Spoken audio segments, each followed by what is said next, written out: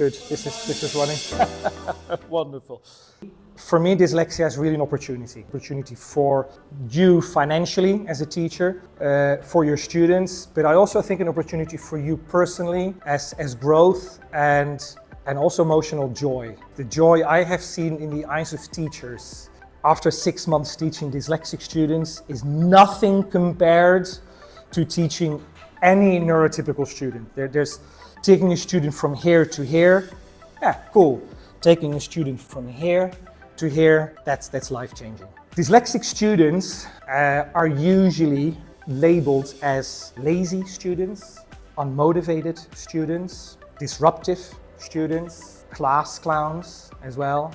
And this is why when I do talks on dyslexia around the place and teachers walk up to me and they say to me, oh, well, beautiful, love it what you just said, it's amazing what you do, the work you do, but it's not that important. And I go, why?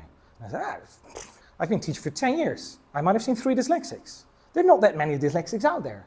And I say, that you know of, because you see this. You see lazy students, unmotivated students, class clown, disruptive students. And how many of these students do you think you have in your class? And I say, oh, I would say at least 20%. And many of these students that you would say to your colleagues, I know he can do it, but he just doesn't want to. Yeah?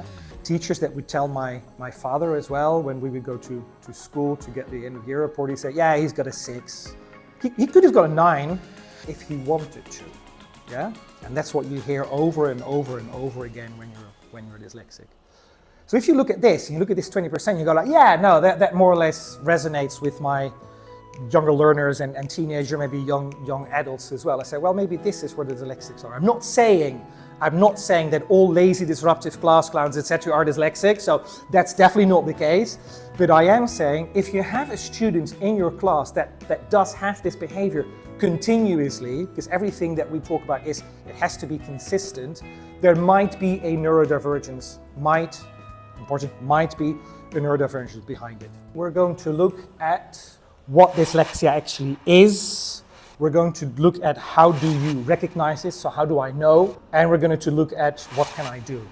I do training in this. My training is usually about 8 hours, but I think I'm going to give you quite some ideas to take away, to take home, to do with your students and to work with your students.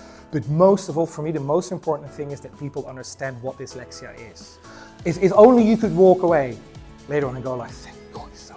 And you think, at least I know what dyslexia is, and maybe recognize it, at least what it is, then for me that's a huge step already. Because everything starts with recognizing it. Probably the most important thing is for teachers to create awareness.